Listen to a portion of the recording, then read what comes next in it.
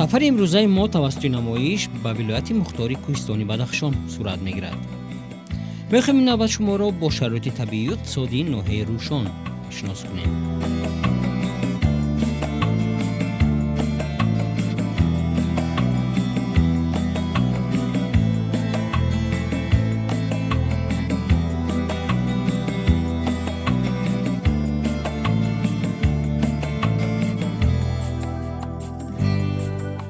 این ناحیه 29 اکتبر سال 1932 تأسیس یافته است.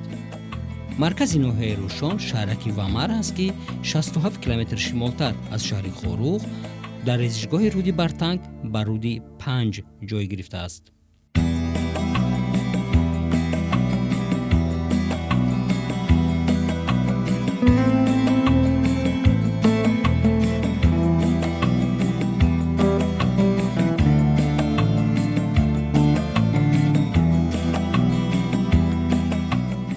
روشن در میان قطار کوه‌های یزغالان و روشن واقع است.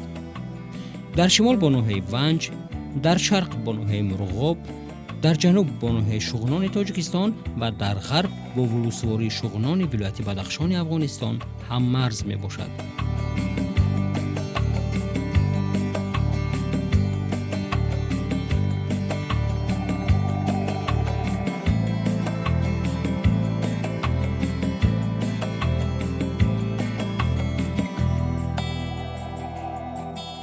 از شمال و شرق ناحیه روشن به جنوب و غرب آن رود برتنگ می‌گذرد. این ناحیه 5877 کیلومتر مکعب مساحت دارد.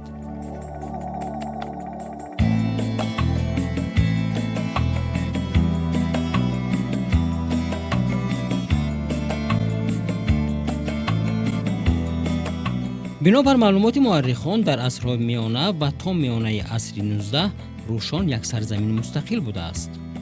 روشن و شغنان از زمان سامانیان تا سال 1895 حکومت مستقل داشته و فرمانروایان آنها را شاه می‌نامیدند.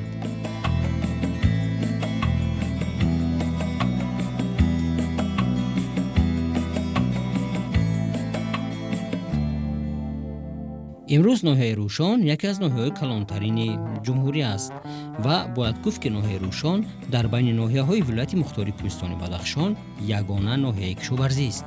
مساحت زمین‌های هموار و کشاورزی آن زیاده از 3,500 هکتار را تشکیل می‌دهند.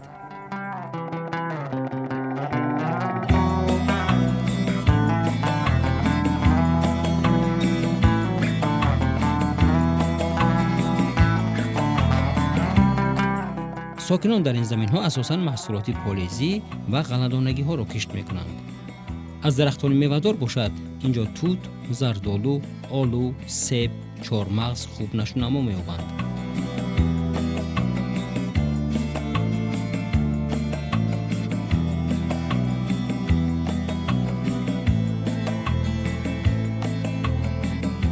میگویند که توت بایگری اساسی ناحیه روشن است. این است که از توت نمودهای خیلی زیادی محصولات استعمالی آماده میکنند و باید گفت که این محصولات توتی واقعا هم خریداران زیادی دارد.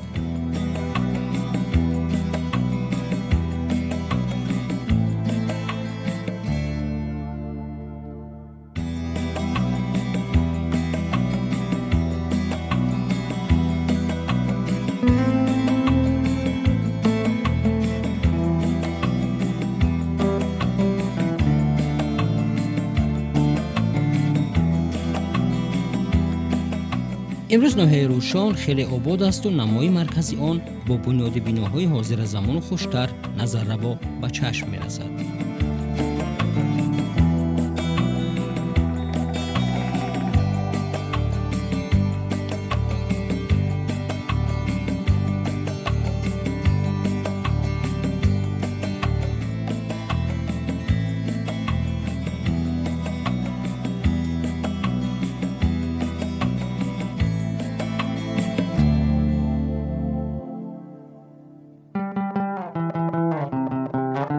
این ناحیه دقت سیاحان زیادی داخلی خارجی را جلب کرده است و همه سال شماره زیادی برای تماشای این گوشه زیبای تاجیکستان می‌آیند و با تأثیرات خوش برمیگردند.